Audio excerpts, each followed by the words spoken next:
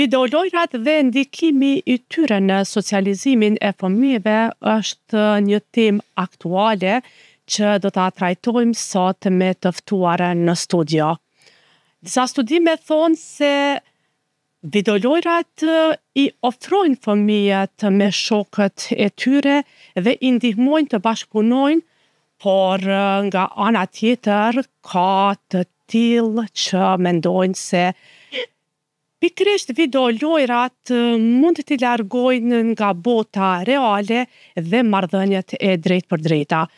Për të na ndihmuar që të kuptojmë më mirë këtë fenomen, të ftuar në studio kam psikologën klinike zonjën Fatime Rahmani, e cila do të na tregoj se kur realisht videolojrat mund të lidhin njerëzit dhe kur mund të shndrohen në shkëputje sociale. Zonja Rahmani, faleminderit fillimisht për kohën dhe mirë se erdhët në emisionin për një botë më të mirë. Faleminderit Luma shumë për ftesën.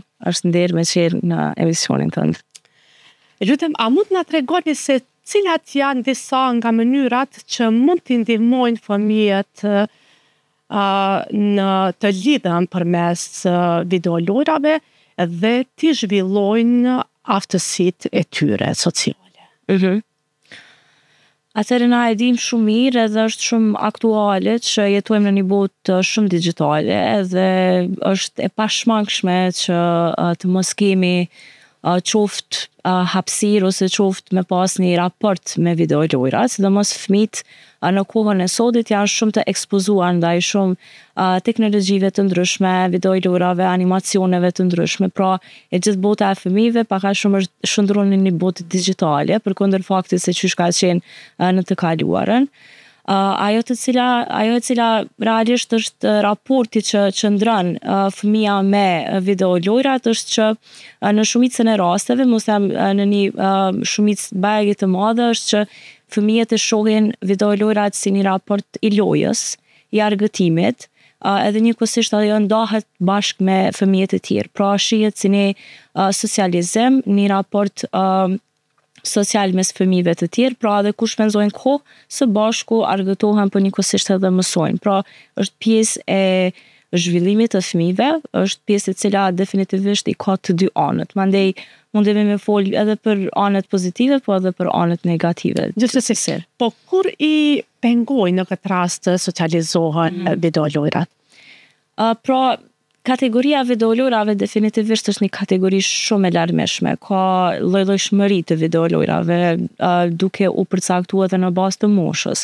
Fillojnë prej shumë domethënë të vegjël në fillimet e domethënë në 5 vjeçarin e parë të fëmijëve ku kryesisht është një relacion pasiv, pra fëmia vetëm e shikon edhe ndërvepron me shisat e veta në raport pra me videolojrën ose me animacionin e caktuar.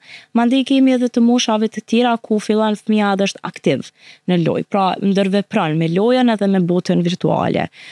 Kur mundet me qenë problematike, nëse mundemi me cilësu si të tillë, është kur definitivisht shpenzohet kohë më shumë se sa që është e duhur për shëndetin edhe zhvillimin e një fëmije. Pra, nëse e shohim kështu me terma ma klasik edhe ma praktik, atëherë nëse një fëmijë shpenzon një pjesë të madhe të ditës duke kaluar në videolojra ose në këtë botën digjitale në thonjza, atëherë kjo mundet me pas efekte potenciale negative.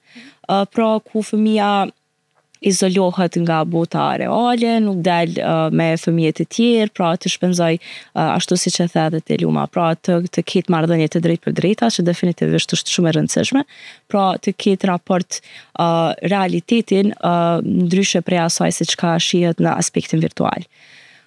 Definitivisht i ka këto pjesë, pra po kryesisht prindrit janë ata të parët të cilët e identifikojnë kur fëmia e tyre ka filluar të ndryshojë në sjellje, sepse videolojrat kanë korelacion tepër të lartë me sjelljen sociale. Ka studime të ndryshme të cilat vit pas viti e konfirmojnë që videolura ndikojnë në sjelljet sociale të fëmijëve, që nënkupton me terma më të thjeshtë, që definitivisht mundet me pas një ndërlidhje në mënyrën se qysh fëmijët sillen mandej në klasë, në shtëpi, në lagje e të tjera. Pra, krejt sjellja e tyre sociale mundet me pas një ndryshim nëse shpenzohet shumë kohë. Pra, flasim gjithmonë me terma nëse shpenzohet shumë kohë edhe fëmija fillon me pas mandej sjellje jo tipike në sensin e zhvillimit të tij.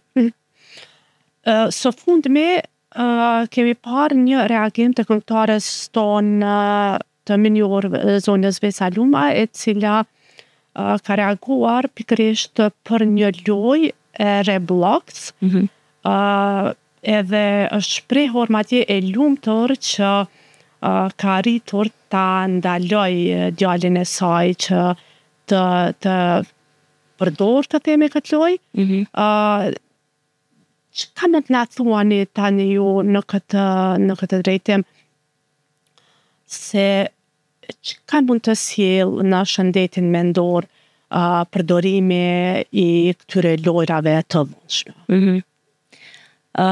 Lua është tepër e rëndësishme që të identifikohen pra lojrat të cilat janë të dhunshme.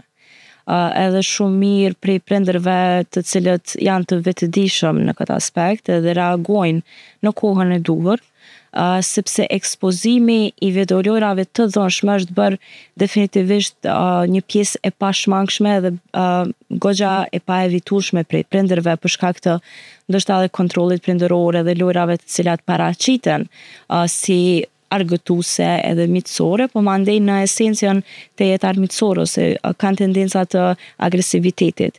Edhe në të kaluarën kemi pas raste të ndryshme të videolojrave të dhunshme që kanë çuar edhe fëmijët duke bërë sjellje jo të shëndetshme, pra kemi pas edhe në Kosovë raste të ndryshme. Kjo videolojë definitivist mundet me qenë në kategorinë e videolojrave të dhunshme si në të kaluarën. Edhe efekti negativ është që definitivisht mundet me rrit potencialisht agresivitetin të fëmijët, mundet me rrit izolimin, mundet me rrit këto sjelljet jo tipike, mandej ndikon edhe në performancën akademike të fëmijës, pra edhe notat ndjeshëm mund të bien, mos interesimi për këtë botën realit në të cilën na jetojmë, edhe raportet e drejtpërdrejta me prindrit, me fëmijët e tjerë. Pra, në shëndetin mendor, mandej varësisht edhe prej moshës së fëmijës, mundet me pas efekte të ndryshme, që nënkupton edhe potencialisht edhe rritje të ankthit, rritje të simptomave të depresionit, pra edhe simptomave të ndryshme të agresivitetit. Nuk po du me cilësu si diçka patologjike, asnjëherë, po dëshiroj me theksu gjithmonë potencialitetin apo faktin që këto videolojra definitivisht ndikojnë në shëndetin mendor dhe kanë efekte negative. Normalisht, disa prej tyre janë të dizajnuara në formën që të kenë sa më shumë efekt të mirë edukativ tek fëmijët, por si çdo tjetër, në rast se teprohet ose keq përdoret ose abuzohet, atëherë mund të me pas edhe efektet negative të soja.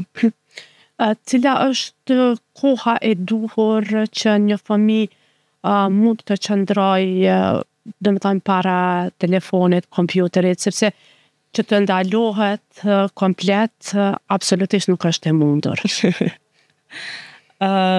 E vërtet, kjo është një prej atyre dilemave edhe problematikave që po i hasin prindrit në ditët e sodit. Është bo shumë e vështirë me largu teknologjinë, le të themi në përgjithësi, pajisje teknologjike në prej fëmijëve, prej botës e fëmijëve. Une di që ka edhe na i dim disa prindër të cilët janë ma klasik edhe ma radikal në këtë aspekt, pra nuk po e ekspozojnë fëmijën me telefon edhe me tablet dhe pajisje të tjera teknologjike, po ajo e cila rekomandohet është kryesisht me pas një kontroll prindëror ma të theksuar. Pra edhe prindi në rast se e lejon fëmijën të luaj një lojë, një videolojë, është mirë edhe ta monitoroj her pas here, edhe të shoh se çka është ajo lojë. Pra edhe vetë prindi të interesohet për mbajtjen e lojës, për mënyrën se si luhet, edhe ta shoh se cili mundet me qenë edhe efekti që e ka ajo lojë, pra a është shpërblys, a është lojë e cila është garuse, a është miqësore, a është diçka thjesht argëtuese, pra është njëra prej këshillave që japet për prindërsh që ti dinë këto videolojra dhe ti kuptojnë edhe ti monitorojnë fëmijët e tyre. Edhe koha nuk është që ka diçka të theksuar për kohën se sa duhet të qëndrojnë, kjo varësisht edhe prej moshës që e ka fëmijë, edhe prej kontrollit prindëror që e ka, por kryesisht 1 orë mendoj që kish me qenë e mjaftueshme në ditë, pra duke qenë gjithmonë e monitoruar prej prindve. Varësisht pra në çfarë moshe po flasim. Nëse flasim për mosha të mëhershme, është mirë të jenë të monitoruara këto aktiviteti në përgjithësi fëmijëve. Nëse janë më të rritur edhe adoleshent, edhe atëherë është mirë të monitorohet se çfarë interaksione po e ka fëmia me videolojën, por në përgjithësi pra që të ketë sa më pak hapësirë për me pas në teknologji dhe më shumë aktivitete të cilat kanë të bëjnë me shisat, kanë të bëjnë me raportet të drejtë për drejta me njerëzit, aktivitete komunitare të ndryshme të tjera. Kur jemi tek adoleshentët, tani po e llogarisim se domethënë nuk janë të dëgjueshëm, po luajnë si lloj videolojrash e gjitha këto. Por cila është një strategji që duhet ta përdorin prindrit për ta ruajtur ekuilibrin dhe marrëdhëniet e shëndetshme të fëmijëve të tyre qarshi shokëve. Definitivisht është edhe kjo një pyetje edhe një fushë tepër e gjerë, edhe shumë me perspektiva dhe secili e ka një pikpamje të caktuar, edhe njerëzit vendosin tash vetë në mënyrën se çfarë dëshirojnë me i rritë fëmijët e tyre. Po ajo çka rekomandohet edhe realisht çka është në fushën e psikologjisë janë stilet e prindërimit, edhe prindërit duhet me qenë të vetëdijshëm se çfarë stili të prindërimit e kanë. Kjo e përcakton mënyrën se si kanë me u rrit fëmijët, edhe raporti se si ka me qenë prindër fëmijë, edhe vetë fëmija me vetveten. Kur po flas për stilet e prindërimit, po flas për disa stile të cilat njihen në fushën e psikologjisë, është stili autoritativ, është stili autoritar edhe stili liberal. Pra nëse flasim për stilin e fundit, stilin liberal, atëherë po flasim për prindër të cilët nuk e kontrollojnë, nuk kanë ndonjë kontroll, ndonjë autoritet tepër të theksuar, pra janë më të lirë me fëmijët e tyre, i lënë ata që të eksplorojnë më shumë edhe të kenë kohë më shumë të lire të tjera, pra janë definitivisht në sensin liberal. Ndërkaq autoritar janë cilësohen si prindër të cilët japin më pak dashni dhe kanë më shumë autoritet, rregulla edhe pra parime të ndryshme të cilat pra kjo është më shumë e viteve të kaluara që kanë pas prindërit në Kosovë, pra një stil autoritar ku ka pas rregull të qartë, orar të qartë dhe mënyra si çysh ka qenë strukturuar koncepti i familjes. Kjo është një stil ma ushtarak quhet gjithashtu. Ndërkaq stili autoritativ është stili i cili është kombinimi të dyjave. Edhe sipas studimeve, kjo definitivisht tenton të jetë ma e mira për rritjen e fëmijëve, për raportin që e kanë fëmijët edhe një raport sa ma të shëndetshëm me prindërit e tyre. Stili autoritativ është kryesisht kur prindërit kanë kontroll, japin rregullat të caktuara, japin edhe dashuri, edhe lën fëmijën që të eksplorojë pra në suazat të asaj se çka konsiderohet e shëndetshme dhe çka konsiderohet jo e shëndetshme. Është ajo e cila definitivisht e krijon një raport të shëndetshëm ku prindi shihet si autoritet, por njëkohësisht shihet edhe si person i dashur edhe person i besueshëm. Për mi u rikthy edhe një herë pyetjes që e bën Luma, unë mendoj që fëmijët edhe prindrit në këtë problematikën e tashme të këtyre viteve të fundit me ardhjen e ma vrullshme të rrjeteve sociale dhe teknologjisë në përgjithësi, mendoj që qelsi është e komunikimi. Kjo goxha klishe është, por është shumë e vërtetë, sepse nëse kemi komunikim të shëndetshëm, prindrit, fëmijët edhe kanë një raport ku bëjnë aktivitete së bashku, edhe kanë rregulla të qarta, besueshmëri, dashuri, të gjitha këto kanë me kriju një koncept të fëmija, një koncept të familjes, të prindrit edhe të vetvetes ku është mandej edhe që këtë definicioni i marrëdhënies, edhe merr edhe jep. Në sensin që krijojmë njerëz që janë të përgjithshëm, krijojmë qytetarë të përgjithshëm në të ardhmen e të tjera. Pra, ka të bëj shumë me mënyrën se qysh prindi ndërvepron me fëmijën e vet. Po. Unë shumë shpesh shoh prindër padashme cilësuesi negative apo pozitive, vetëm po e marrim si ilustrim, prindër të cilët në rastin kur fëmia ankohet ose çan ose të tjera, jap telefonin edhe mandej është pasiv prindi në atë aspekt. Unë e kuptoj që ka shumë obligime dhe shumë përgjegjësi, sot është ma dinamike jeta, mirë po në qatë analizë të sjelljes, çaty është një shkëputje që ndodh në ndërveprimin e fëmijës me prindin. Duhet me qenë sa ma aktiv. Po thënë së bashku me bo diçka, ose në rast se dëshirojna me pa diçka së bashku në telefon, hajde ta shohim ose hajde ta bëjmë së bashku. Pra të mos bëhet as fëmia pasiv, po as prindi pasiv në raportet që i kanë mes veti. Në këtë rast të ndërveprojnë. Duke marrë parasysh që prindërit, shumica e prindërve fatmirësisht punojnë, por fatkeqësia qëndron atë se shumë pak po ju bie pastaj të qëndrojnë me fëmijët e tyre. Cilat janë disa shenja që e kuptojnë prindërit për fëmijët se po qëndrojnë jashtëzakonisht shumë në videolojra dhe që po ndikon keq ndoshta në socializimin dhe bashkëpunimin e tyre me bashkëmoshatarët. Mendoj që kjo është edhe goxha kulturore, në sensin që të rinë Kosovë prindërit për shumicën e prindërve prioritet është performanca akademike e fëmijëve. Edhe në momentin që prindërit e shohin që performanca akademike e fëmijës ka fillu më ullë, edhe nuk është më në nivelin që ka qenë më herët, aty është ngritet një alarm të prindi.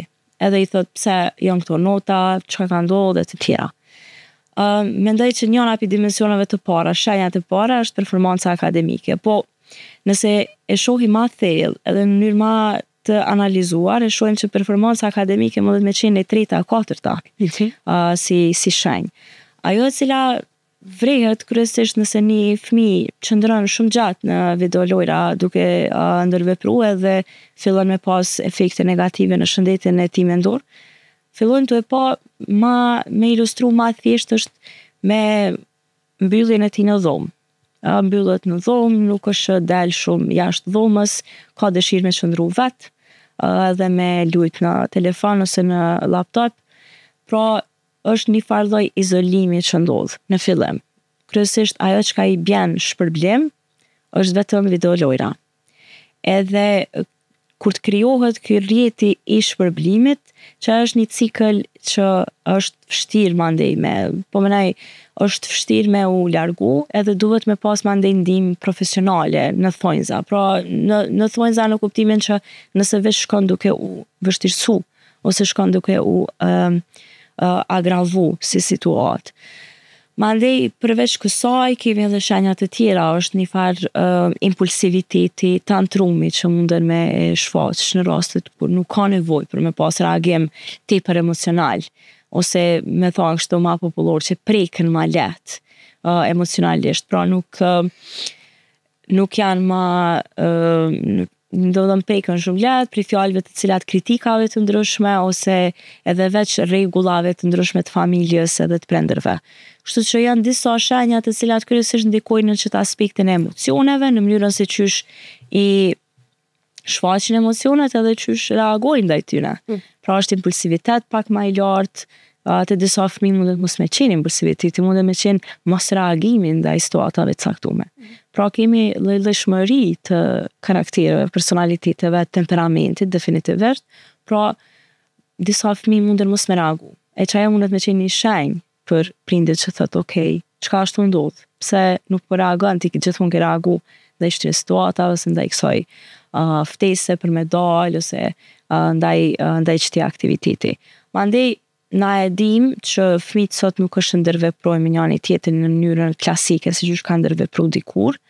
Pra sa i përket socializimit, mundemi me thonë në aspektin e shkollës, në kontekstin e shkollës. Sa është çaj fëmijë i ndërveprueshëm me fëmijët e tjerë në klasë, në komunitet. Sepse nëse flasim për lagje, atëherë unë shumë pak shoh fëmijë që kanë në lagje dhe nuk janë mos si dikur që kanë ndërvepru me lojra ma klasike. Po këto janë disa prej shenjave kryesore që prindërit munden me i identifiku me fëmijët e tyre, në raste edhe normalisht ata prindër të cilët e monitorojnë telefonin e fëmijës e shohin aty edhe screen time ose sa ka qëndru një fëmijë në telefon edhe me ta matën gjithashtu edhe qëndrimin në telefon. A luan rol në këtë rast edhe karakteri i fëmijës, Fatime, se sa qëndron në rrjetet sociale, sa e përdor libre? Pikërisht kjo pyetje është shumë e mirë për shkak se po ndërlidhet edhe me ma lart siç ka diskutuar. Lidhet ngushtë me ato siç ka thënë në raportet e shëndetshme prindër-fëmijë. Nëse prindi është aktiv në jetën e fëmijës, edhe e ekspozon fëmijën edhe me botën e jashtme, me libre në këtë rast, me lojën si aktivitet, me aktivitete të ndryshme kulturore, edukative e të tjera, pra ka një raport me botën e jashtme më aktiv, atëherë ka disa fëmijë të cilët nuk zhvillojnë, le të themi, varshmërinë ndaj videolojrave. Janë më të interesuar sepse kanë filluar me e përbrendsu këtë botën e jashtme, këtë botën e librit ose imagjinatës mandej. Dhe janë disa aktivitete të ndryshme të cilat sjellin shpërblim të fëmijët ose sjellin një ndjenjë të kënaqësisë. Ndërkaq ka fëmijë të tjerë të cilët për shkak që ndjenja adrenalinës edhe e dopaminës që e fitojnë përmes videolojrave, mundet me i bë prap me lujt, edhe me lujt ma gjatë. Domethënë sepse është një aktivitet i cili sjell kënaqësi, definitivisht, edhe për shkak që nuk ka aktivitete të tjera me siçka me bo, merret mandej me videolojra pak ma shumë. E këtu hyn mandej roli i familjes edhe roli i prindërve. Për shkak se prindërit mund me nxit aktivitete së bashku me bo, mandej motra vllau nëse kanë, do me thonë me nxit aktivitete me bo së bashku, po dikush do të me facilitu këtë proces. Edhe facilitimi vjen kryesisht prej prindërve kujdestarëve që i kanë fëmijët. Cila do të ishte një këshill që e drejtoni për të gjithë ata prindër që janë të shqetësuar se fëmijët e tyre po qëndrojnë jashtëzakonisht shumë në përdorimin e videolojrave? Këshilla e cila menoj që është një këshill që kryesisht jepet prej profesionistëve të fushës, edhe unë e kisha sot si këshill, kish me qenë që definitivisht prindrit me komuniku ma shumë me fëmijët e tyre, edhe me pa fëmijën me qenë aktiv në jetën e fëmijëve. Unë e kuptoj që prindrit janë shumë të ngarkuar edhe kanë obligime dhe jeta është tepër dinamike sot, po mendoj që nëse i kushtohet kohë fëmijës edhe prindi e lun një rol tepër të rëndësishëm andej në jetën e fëmijës, atëherë ka me pas një efekt pozitiv në qatë marrëdhënie, në besueshmëri, në mënyrën se qysh e sheh fëmija prindin mandej si model, edhe si definitivisht edhe si shok, edhe si prind, edhe si autoritet. Është tepër e rëndësishme që ta keni raport të shëndetshëm. E në këtë mes, ajo që ka kisha me këshillu, kish me qenë që prindrit ta mos ta përdorin këtë pajisjen teknologjike për fëmijët, se çajo që e tham edhe më herët, pra të mos i thojnë merre telefonin edhe luaj çka të dush, pra që kjo qasje liberale edhe tepër e lehtë në ekspozim, pra po të jenë, hajde po luajmë bashkë diçka. Ose hajde ta tregoj një lojë, ose hajde lexojmë një prallë së bashku nëse fëmia është më i vogël, ose hajde edhe të punojmë me duar, në sensin që hajde të gatojmë diçka bashkë, ose hajde të bëjmë të mësojmë një diçka të re, një aktivitet të ri, një shkatësi të re. Mendoj që është e arritshme për prindërit e sotit, sepse i kanë të gjitha, flasim në sensin e përgjithshëm, Kushtet janë disa gjëra që në të kaluamën nuk kanë ekzistuar, sot munden me u bo shumë lehtë, kështu që pse mos me i përdorë edhe definitivisht e krijon një raport tepër më të shëndetshëm edhe më të kënaqshëm me fëmijët.